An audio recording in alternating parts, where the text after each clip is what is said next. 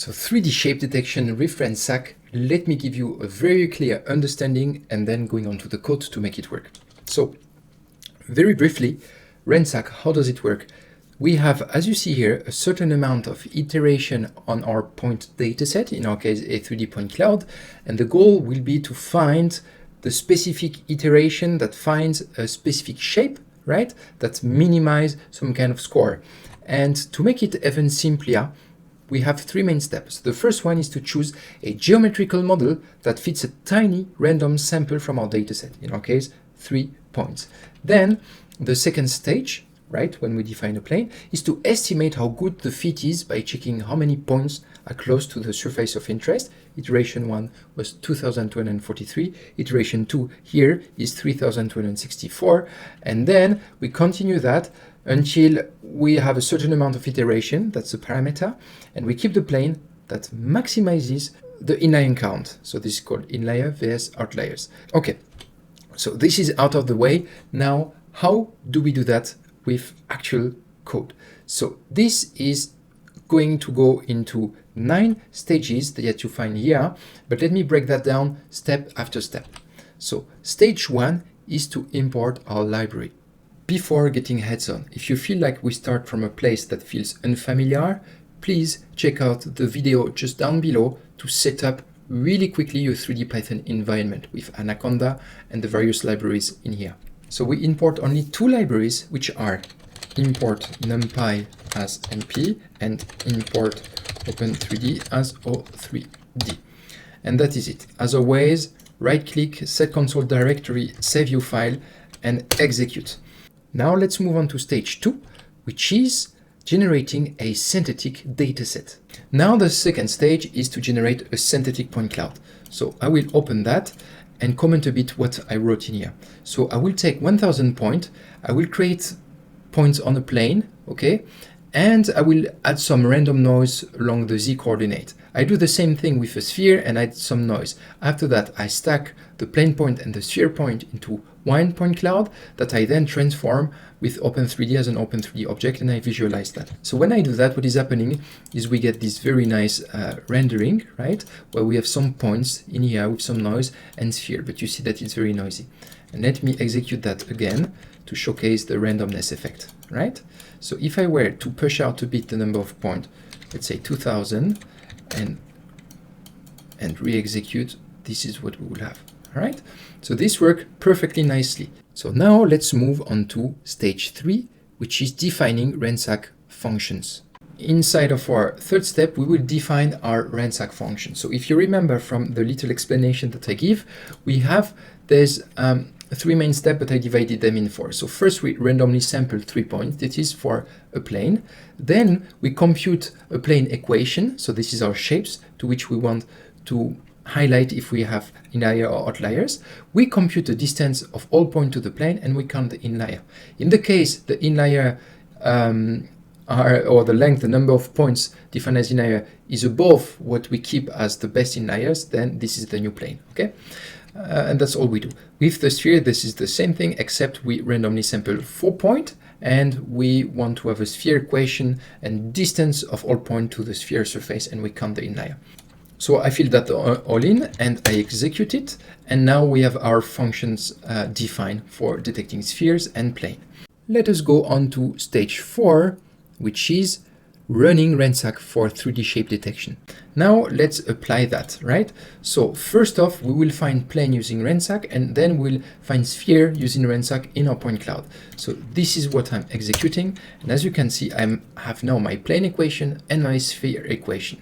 And it is now time to get on to stage 5, actually visualizing our segmented point cloud.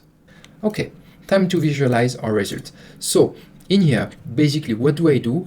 I will select and segment the planar point, okay? So in my point cloud, all the points that falls within the inlier set defined above, I will color them, right? I will select them based on the index. So if I take plane inliers, just to show you, this is what we have, right? So I will just use that to select the points, okay, point plane in layers, and I create my Open3D object that I fill to the points, and I color that as red. So this will be for the planar point, and in green it will be for the spherical point. And then all the other points, I will color them in blue. So this is if you want to see where the coordinate system stands, and then this is to visualize. So if I execute that, beautiful. You can really see that we found a plane and also the sphere really nicely, and the outliers already are discarded. So this is why it's super cool, this RANSAC, because it's really robust to outliers usually. So you have the ability to set a threshold, right? This is what I wanted to show you. The number of iteration, how many number of times we try to find the best shape, and the threshold, this is 0.1. So if I were to change that, right, to 2000 iteration and a threshold 0.05 half, right? And I will do exactly the same thing for both. And I execute this and I execute the next stage. It takes a bit longer, and you see that we have much more outliers because we want to be much more tight.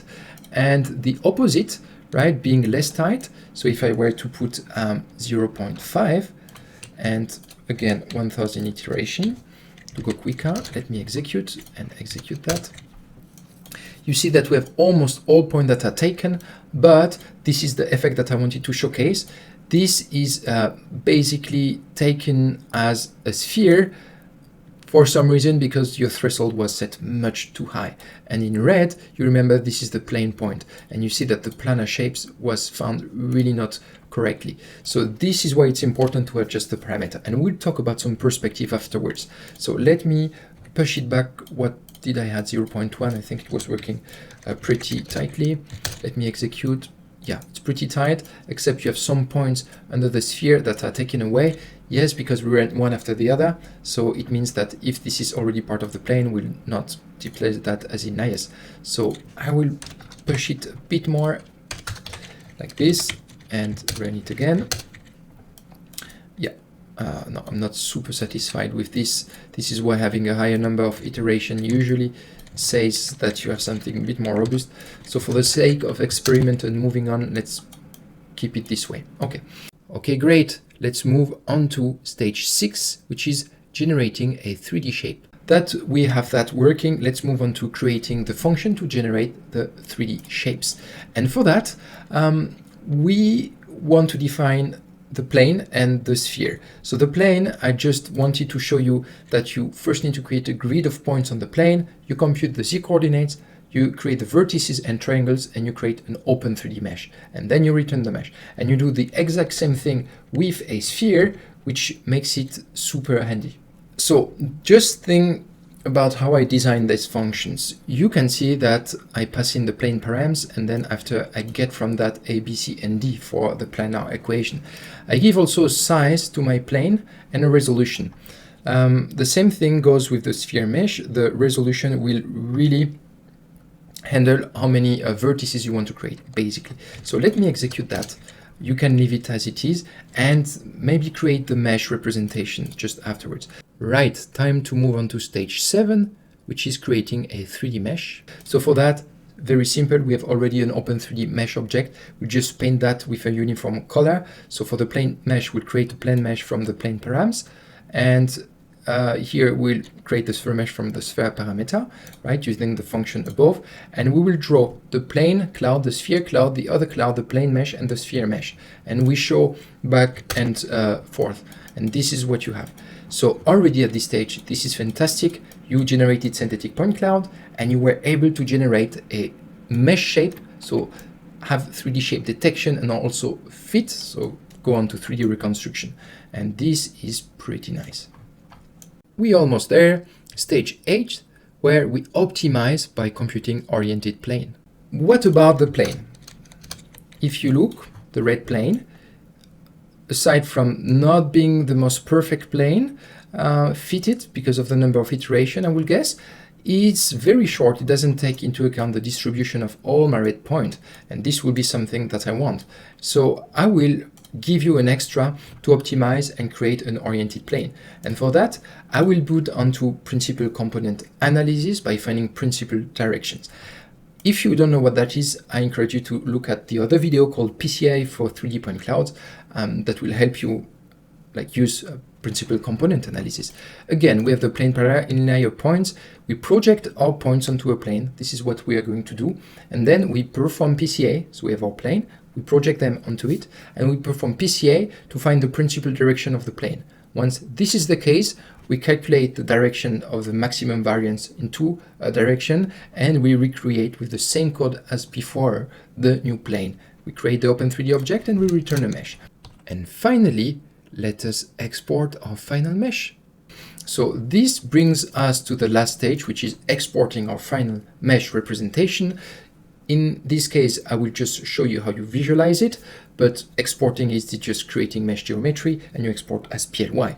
So if I were to run that now, you see that we have something that accounts for the distribution and the plane is then much nicer aligned. And we have the ball that is a bit floating above our point cloud, but that makes it very, very nice. And you could combine all those shapes in any way you want. So what about the next stages? So there are 3 next stages that are identified for you. Of course, if you want all the full code, it's accessible in the 3D Segmenter OS course on the Learn Geodata Academy. And this is the next stage. So first, try to apply that on non-synthetic point clouds. So having the point cloud of your own and trying to apply what I showed here on it. That would be super cool. The second stage is, what about detecting multiple shape? If you have multiple planes or multiple sphere in your point cloud, you have a way to do that. I created some tutorials that are open where you can find how to have multi-order RANSAC. You also have that among the course line at the Learn Geodata Academy.